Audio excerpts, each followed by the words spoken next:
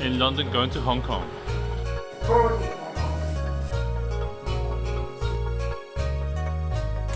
Currently what's happening outside.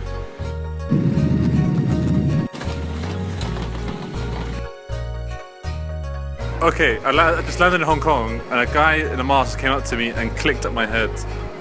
I don't know why, but he just did. Okay, it seems to be something to do with Middle Eastern respiratory syndrome.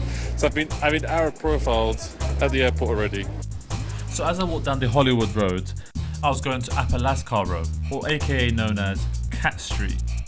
I immediately got a feel for Hong Kong here. As a cinephile, I tried to take everything in. I was taking pictures, I was looking around, no haggling though. This used to be a rundown residential area, but thieves used to come and sell their items here. These were referred to as rats, and people who bought from them were called cats, so this place got nicknamed Cat Street. I mean, this really is my kind of place. I mean, look at the size of those bags of spices and stuff like that. I could make some mean food, I could make some teas. Anyways, putting food aside, I had places to be and places to go. I had to get over to Kowloon while I was currently in Hong Kong, so I just really took in Victoria Harbour. I mean, there's so much to see there, and in the end you can take the boat or anything, but I took the taxi across the island. Oh, and don't worry about the taxis, they speak English and they're very nice and polite to you. Have you wondered, when I get home, how am I going to have souvenirs for everyone I love? Fear not. I mean, this place in the ladies market has everything. I mean, seriously, look at that. Heroes Assembled. I mean, personally I wanted some, but I'm not going to get into that. But this place is full of handbags, wallets, watches. I mean, seriously, the amount of times that people kept on coming up to me asking me if I wanted to buy a watch, that was insane. This place is over 1 kilometer long. It has hundreds of stores, has handbags, clothes, toys, everything. And if there's anything you don't like, don't be afraid to test your haggling skills. Everything is up for negotiation. The fact that you don't want something that bad makes you a remarkable haggler. So go on, you haven't been to Hong Kong until you've haggled. And trust me, you'll have fun and you'll have plenty of stories to tell people. So while going down Nathan Road trying to find the Kowloon Park Mosque, I ended up finding this place, the Avenue of Comic Stars. Here I found 24 3-meter tall fiberglass figurines celebrating the comics from the region.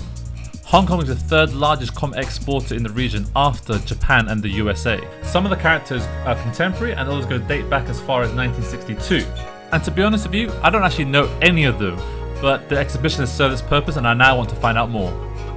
What's really amazing about this park is that originally it was a barrack.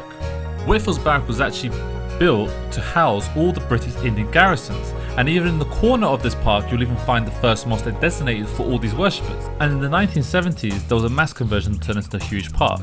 I mean, if you went there you're not even going to think that this used to be a big army barracks. I mean, you got the fishes and turtles and you can just sit around just relaxing and have, you know, a picnic with your family, contemplate about life. Which brings me on nicely to talk about Kowloon's Masjid and Islamic Centre. This is the biggest mosque in Hong Kong. The original was built in 1896 and it is now where the police station stands. In the 70s, when the metro was being constructed, there was damage to the original building. Through donations in 1984, the new building was opened. Friday sermons are done in Urdu, English and Arabic, and I got by just fine in English.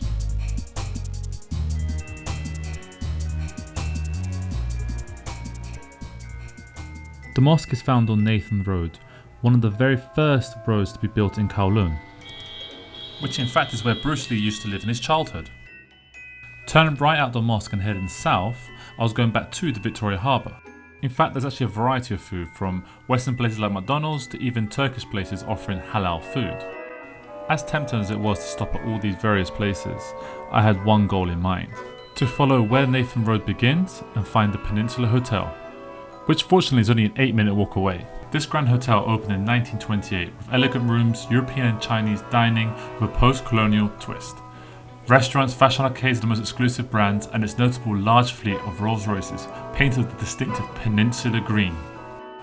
Built with the idea that it would be the finest hotel east of the Suez, and a fabulous place to have afternoon tea.